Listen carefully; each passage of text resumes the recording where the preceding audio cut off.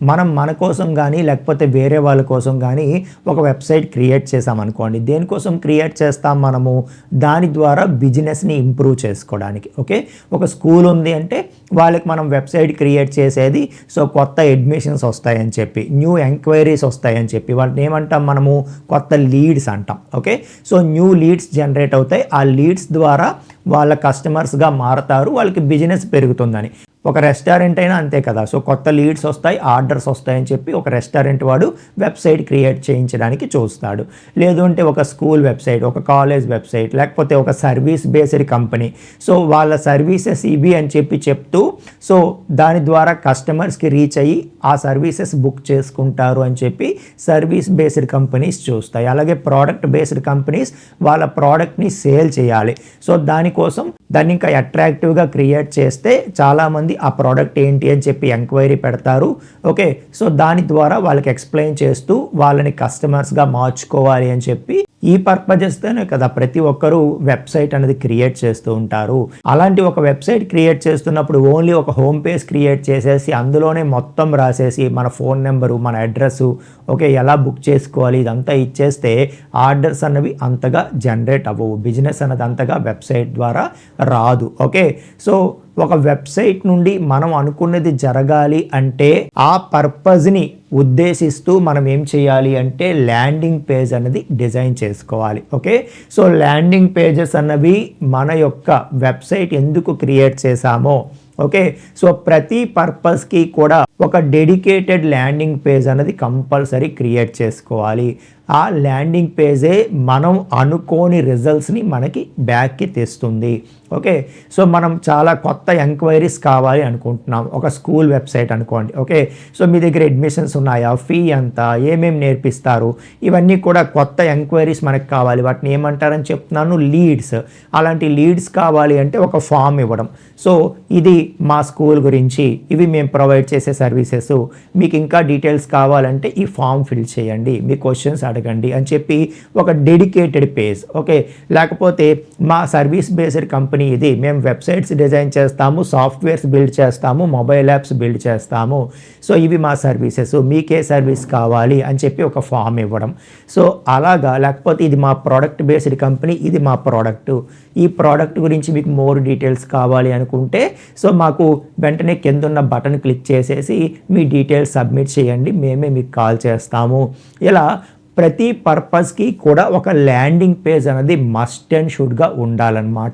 మన వెబ్సైట్ని మనం ఏ పర్పస్తో అయితే క్రియేట్ చేసామో దాన్ని ఫాస్ట్గా రీచ్ అవ్వటానికి ల్యాండింగ్ పేజెస్ అనేవి ఎంతగానో హెల్ప్ చేస్తాయి అని చెప్పి చెప్తున్నాను అనమాట. సో మరి అటువంటి ల్యాండింగ్ పేజెస్ ఏ విధంగా డిజైన్ చేయాలి? ఒక ల్యాండింగ్ పేజ్ డిజైన్ చేస్తున్నప్పుడు మైండ్లో ఎటువంటివి మనం పెట్టుకుంటూ మనం దాన్ని డిజైన్ చేయాలి అన్నది చెప్తాను నేను. ఓకే, సో ఎవరైతే వాళ్ళ బిజినెస్ కోసం వాళ్ళు వెబ్సైట్స్ క్రియేట్ చేసుకుంటున్నా, లేదు మీరు ఇంటి దగ్గర నుండే వెబ్సైట్స్ క్రియేట్ చేయడం ద్వారా మనీ ఎర్న్ చేయాలి అనుకుంటున్నా, సో మీరు ఎవరికైనా వెబ్సైట్స్ క్రియేట్ చేస్తున్నప్పుడు ల్యాండింగ్ పేజెస్ మస్ట్ అండ్ షుడ్గా క్రియేట్ చేయండి, అవి వాళ్ళకి చాలా హెల్ప్ అవుతాయి అని చెప్పి చెప్తున్నాను అనమాట. అయితే ఫస్ట్ ల్యాండింగ్ పేజ్ అంటే ఏంటి అని సింపుల్గా చెప్పాలి అంటే కేవలం ఒకే ఒక్క పర్పస్ కోసం మనం క్రియేట్ చేసిన, స్పెషల్గా క్రియేట్ చేసినటువంటి ఒక web page. Okay, so only కొత్త డీటెయిల్స్, కొత్త ఎంక్వైరీస్ తీసుకోవడానికి పర్పస్తో మనం క్రియేట్ చేసిన వెబ్సైట్. లేకపోతే మనది ప్రోడక్ట్ బేస్డ్ కంపెనీ, మన దగ్గర ఒక 4 ప్రోడక్ట్స్ ఉన్నాయి, అందులో ఒక్క ప్రోడక్ట్ని మనం సేల్ చేయడానికి దానికోసం డెడికేటెడ్గా క్రియేట్ చేసిన ఒక వెబ్సైట్. సో మనం 4 different types of services provide చేస్తున్నాము as a service based company. So ఒక్క పర్టిక్యులర్ సర్వీస్కి సంబంధించి మనం క్రియేట్ చేసినటువంటి ఒక వెబ్ పేజ్. ఓకే, సో అలాగా ఒక్క స్పెసిఫిక్ పర్పస్తో మనం ఏదైనా ఒక వెబ్ పేజ్ డిజైన్ చేస్తే దాన్నే ల్యాండింగ్ పేజ్ అంటాం. అందులో ఇంకా అన్నిటి గురించి రాసేయకుండా కేవలం సో దాన్ని యాక్షన్లోకి తీసుకువెళ్ళడానికి, దాన్ని కన్వర్షన్స్లోకి తీసుకువెళ్ళడానికి అనే పర్పస్తో మనం క్రియేట్ చేసినటువంటి, డెడికేటెడ్గా క్రియేట్ చేసినటువంటి ఒక వెబ్ పేజ్నే మనం ల్యాండింగ్ పేజ్ అంటాము. సో అటువంటి ల్యాండింగ్ పేజ్కి మెయిన్ గోల్డెన్ రూల్ ఏంటి అంటే ఒక ల్యాండింగ్ పేజ్ అనేది ఒక పర్పస్ కోసమే క్రియేట్ చేయాలి. ఓకే, సో నా దగ్గర 4 ప్రోడక్ట్స్ ఉన్నాయి, ఇగో 4 చూపించేస్తున్నాను, ఏది కావాలో బుక్ చేసుకోండి అని అన్నిటికీ కలిపి ఒకే పేజ్ అనేది క్రియేట్ చేయకూడదు. సో ప్రతి దానికి డెడికేటెడ్గా ఒక ల్యాండింగ్ పేజ్ ఉండాలి, అందులో దాని గురించి మాత్రమే డీటెయిల్ ఉండాలి. అది చూడగానే ఎస్ ఇది బాగుంది, ఓకే ఇంకా ప్రొసీడ్ అయిపోదాం అనేలాగా మనం మన యొక్క విజిటర్స్కి ఓకే అంత క్లియర్గా ఇన్ఫర్మేషన్ ఇచ్చేలాగా వాళ్ళ చేత యాక్షన్ చేయించేలాగా ఉండాలి. అది గోల్డెన్ రూల్ అనమాట. సో ఒక పర్పస్ కోసం ఒక ల్యాండింగ్ పేజ్, అలా ఎన్ని పర్పజెస్ మనకు ఉంటే అన్ని ల్యాండింగ్ పేజెస్ మనం డిజైన్ చేసుకోవాలి అని చెప్తున్నా. సో ఇప్పుడు ల్యాండింగ్ పేజ్ మనం డిజైన్ చేయాలి అంటే మైండ్లో పెట్టుకోవాల్సినటువంటి థింగ్స్ ఏంటి, ఏ ఆర్డర్ ఫాలో అవ్వాలి, క్లియర్గా నేను ఎగ్జాంపుల్తో పాటే మీకు ఎక్స్ప్లెయిన్ చేస్తాను చూడండి. ఫర్ ఎగ్జాంపుల్ ఇది మన హోమ్ పేజ్. ఓకే, సో ఇందులో మన దగ్గర ఉన్న కోర్సెస్ ఇవన్నీ కలిపి ఉంటాయి, అది కాదు పర్పస్. ఓకే, సో ఇప్పుడు మనది ఓన్లీ మెంబర్షిప్స్ కోసం డెడికేటెడ్గా నేను ఒక పేజ్ క్రియేట్ చేయాలనుకుంటున్నాను. దాని పర్పస్ ఓన్లీ మెంబర్షిప్స్ గురించే ఇన్ఫర్మేషన్ ఉంటుంది, ఇంకా మిగతా ఏదైతే అదర్ ఇన్ఫర్మేషన్ ఉంటుందో అదేమి అందులో ఉండదన్నమాట. ఓకే, సో దానికోసమే నేను ఇక్కడ మెంబర్షిప్స్ అని ఒక పేజ్ క్రియేట్ చేశాను. దిస్ ఈజ్ ల్యాండింగ్ పేజ్ అన్నట్టుగా. ఓకే, సో ఓన్లీ మన ఏదైతే మన తెలుగు వెబ్ గురు మెంబర్షిప్స్ ఉన్నాయో వాటి పర్పస్లో యూనిక్ పర్పస్లో నేను క్రియేట్ చేసినటువంటి ల్యాండింగ్ పేజ్ అనమాట ఇది. ఓకే, ఒక ల్యాండింగ్ పేజ్ ఏ విధంగా ఉండాలి అంటే ఆ పేజ్ ఓపెన్ చేయగానే క్లియర్గా ఒక హెడ్లైన్ ఉండాలి. ఓకే, సో ఆ హెడ్లైన్ చూడగానే ఇంకా మన ప్రోడక్ట్ ఆర్ సర్వీస్ ఏంటి అన్నది క్లియర్గా విజిటర్కి తెలిసిపోవాలి. ఓకే, డిజైన్ యువర్ ఫ్యూచర్ అని చెప్పి మీరు ఒక స్కూల్ వెబ్సైట్కి హెడ్లైన్ ఇవ్వచ్చు. Okay, so get best food అని చెప్పేసి ఒక రెస్టారెంట్కి ఇవ్వచ్చు. అలా మొత్తానికి ఏంటంటే ఒక మంచి హెడ్లైన్ అనేది మీరు ఇవ్వాలి. ఆ తర్వాత కొంచెం ఒక చిన్న సబ్ హెడ్లైన్ అనేది కూడా క్రియేట్ చేసుకోవాలి. సో దాంట్లో ఇంకొంచెం ఎక్స్ట్రా ఇన్ఫర్మేషన్ ఇచ్చేలాగా. ఓకే, దానితో పాటు అక్కడే ఒక CTA అంటాం, అంటే కాల్ టు యాక్షన్ బటన్ అనమాట. కాల్ టు యాక్షన్ బటన్ అంటాం దీన్ని. అంటే వెంటనే విజిటర్ ఆల్రెడీ మన గురించి తెలుసుకొని వచ్చాడు అనుకోండి, సో పేజ్ చూస్తాడు, మెయిన్ హెడ్డింగ్ చూస్తాడు, సబ్ టైటిల్ చూస్తాడు, బయట వాళ్ళు ఎవరో ఇది సూపరు తీసుకో అని చెప్తారు కాబట్టి వెంటనే ఇంకా పేజ్ అంతా కింద వరకు వెళ్ళి బటన్ ఎక్కడ ఉంది అని వెతుక్కోకుండా కాల్ టు యాక్షన్ బటన్ ఇక్కడే ఇచ్చేయాలి. ఇంక ఇది క్లిక్ చేసేస్తే ఇంకా యాక్షన్లోకి తీసుకువెళ్ళిపోద్ది, అంటే పేమెంట్ పేజ్కి వెళ్ళిపోతుంది అనమాట. ఓకే, ఇలా టాప్ లెవెల్లో ఒక సెక్షన్ని ముందు డిజైన్ చేసుకోవాలి. సో దీన్ని మనం హీరో సెక్షన్ అంటూ ఉంటాం అనమాట జనరల్గా. లేదు ఇంకా రివ్యూ చూడకుండా వచ్చారు ఒక కొత్త విజిటర్ అనుకోండి, సో ఓన్లీ ఇది చదివేసి ఇక్కడ బటన్ ఏమి క్లిక్ చేయరు, ఇంకా మోర్ తెలుసుకోవాలి అని చెప్పి కిందకు వస్తారు. వచ్చేటప్పుడు అక్కడ మనం క్లియర్గా మన పర్పస్ ఏంటి, అందులో వాళ్ళకి ఏమి ఇంక్లూడ్ అవుతాయి, సో ఎంత పే చేయవలసి ఉంటుంది, ఎంత పే చేస్తే ఏమేమి ఇంక్లూడ్ అవుతాయి, అదంతా కూడా క్లియర్గా ఒక ఎక్స్ప్లెనేషన్ అనేది ఇవ్వాల్సి ఉంటుంది. సో దాని అండర్లో ఏమేమి ఇంక్లూడ్ అవుతాయి అన్నది కూడా చాలా క్లియర్గా వాళ్ళకి చెప్పాల్సి ఉంటుందన్నమాట. సో ఇంకా ఈ ఇన్ఫర్మేషన్ ఎలా ఉండాలి అంటే వాళ్ళకి ఇంకా ఫర్దర్గా ఎటువంటి క్వశ్చన్స్ కూడా రాకూడదు. ఓకే, అంత క్లియర్ కట్గా అసలు ఈ సర్వీస్ కావచ్చు, లేకపోతే ఈ ప్రోడక్ట్ కావచ్చు, అది ఏంటి, ఓకే వాళ్ళు ఎంత పే చేయాలి, చేస్తే వాళ్ళకి ఏమేమి వస్తాయి, ఇంక్లూడ్ అవుతాయి అన్నది చాలా క్లియర్గా మనం చెప్పగలగాలి. ఆ తర్వాత సో ఎస్ వాళ్ళు ప్రొసీడ్ అవ్వాలి అంటే దానికి ఏమైనా డెమాన్స్ట్రేషన్ వీడియోస్ ఉన్నాయా, లేకపోతే స్టెప్స్ ఉన్నాయా అన్నది క్లియర్గా ఎక్స్ప్లెయిన్ చేయవలసి ఉంటుందన్నమాట.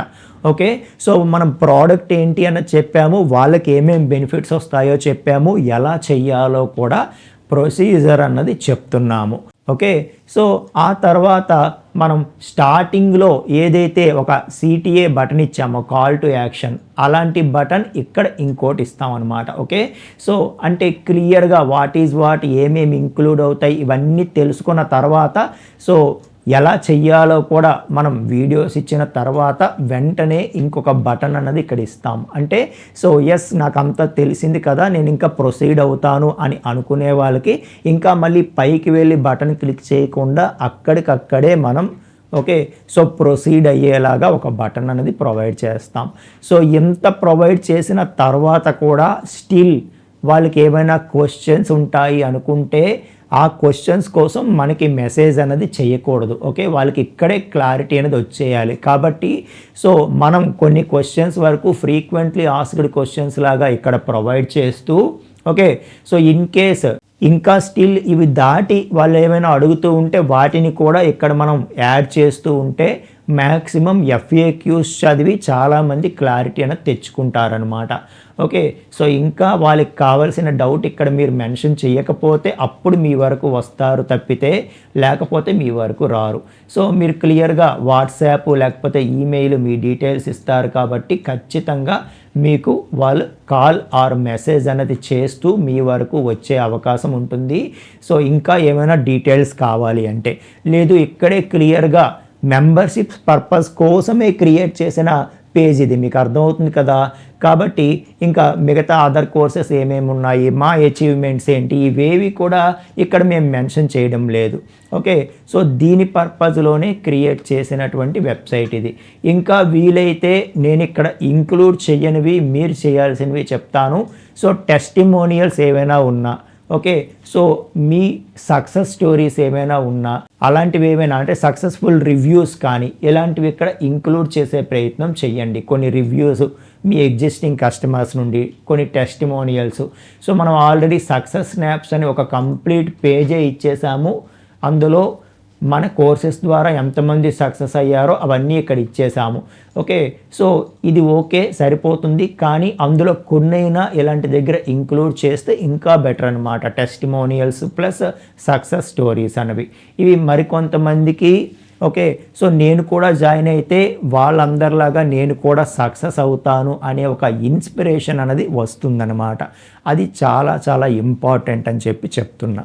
సో మీకు అర్థమైంది కదా, ఒక ల్యాండింగ్ పేజ్ అనేది ఏ విధంగా ఉండాలి. ఇది మెంబర్షిప్ అంటే ఓన్లీ మెంబర్షిప్ కోసమే ఉంది. ఓకే, సో నేనెవరు, నా కంపెనీ ఏంటి, దాని గురించి చరిత్ర, ఓకే, లేకపోతే నా అచీవ్మెంట్స్ ఏంటి, ఇవన్నీ కూడా ఇక్కడ ఇంక్లూడ్ చేయలేదు. కేవలం మెంబర్షిప్స్ కోసం ఎవరైతే వస్తారో దాని పర్పస్లో డెడికేటెడ్గా నేను క్రియేట్ చేసినటువంటి page. Okay, so main heading, sub heading, అలాగే కాల్ టు యాక్షన్, ఈ సెక్షన్ అనేది ఫస్ట్ ఉండాలి అని చెప్పాను.